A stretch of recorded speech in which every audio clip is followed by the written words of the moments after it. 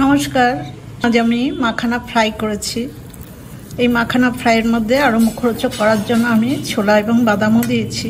মাখানা খাবার উপকারিতা অনেকেই জানেন, তবুও বলছি এই makhana high blood pressure, high blood sugar এবং ওয়েট লসের জন্যও খুব উপকারী।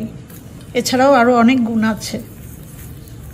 সন্ধ্যাবেলা চায়ের সাথে বা যে কোনো সময় এরকম ফ্রাই খেতে কিন্তু আমাদের খুব ভালো লাগে। মাখানা তো রান্না করে খাই, এছাড়া এরকম ভাজা মাখানা, টেস্টি মশলা মাখানা সবারই খুব প্রিয়। মাখানা ফ্রাই করবার জন্য প্রথমে আমি গ্যাসের উপরে লো টু মিডিয়াম আছে একটা কড়াই বসিয়ে কড়াইটা গরম হয়ে গেছে। 2 কাপ মাখানা দিয়ে দিলাম। ড্রাই রোস্ট করতে হবে মাখানাটা, তেল ছাড়া। আমি আগে মাখানাটা খুব ভালো করে ভেজে নেব।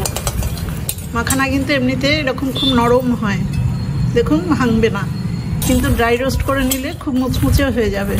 এবং এটা একটু সময় ধরেই করতে হবে, তা না হলে মাখানাগুলো পুড়ে যাবে। আঁচটা বেশি বাড়ানো যাবে না। প্রায় 7-8 মিনিট সময় নিয়ে আমি ভালো করে নেড়ে নেড়ে মাখানাগুলো ড্রাই রোস্ট করে নিয়েছি। একটু হালকা কালারও এসে গেছে।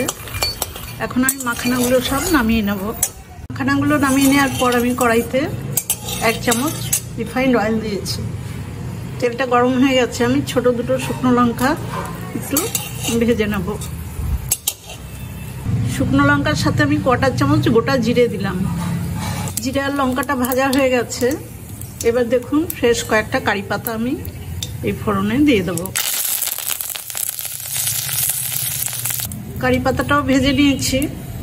1/4 চামচ গুঁড়ো হলুদ, 1/4 চামচ গুঁড়ো লঙ্কা, 1/2 চামচ চাট মশলা আর 1/4 চামচ লবণ।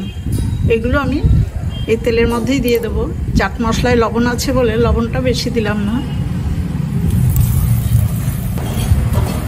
এবার 1/2 কাপ ড্রাই রোস্ট বাদাম, খোসা ছাড়ানো, আর 1/2 কাপ ড্রাই রোস্ট ছোলা।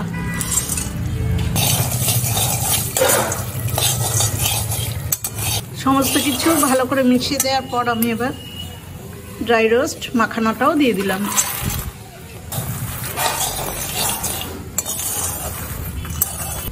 এবার লো ফ্লেমেই এগুলো সব ভালো করে মিশিয়ে নেব। সব কিছু ভালো করে মিশিয়ে দিয়েছি। আমার মাখানা ফ্রাই হয়ে গেছে। এবার গ্যাসের ফ্লেমটা অফ করে দিয়ে আমি এই মাখানা ফ্রাই একটা বাটিতে সার্ভ করে দেবো। আমি একটা সার্ভিং ডিশে সার্ভ করে দিচ্ছি। আপনারা এইভাবেই ফ্রাই করে খাবেন। আমার এই মাখানা ফ্রাই রেসিপিটা দেখে আপনাদের যদি ভালো লাগে তাহলে একটা ছোট্ট লাইক আর শেয়ার করে দেবেন। সবাই খুব ভালো থাকবেন, সুস্থ থাকবেন। ধন্যবাদ।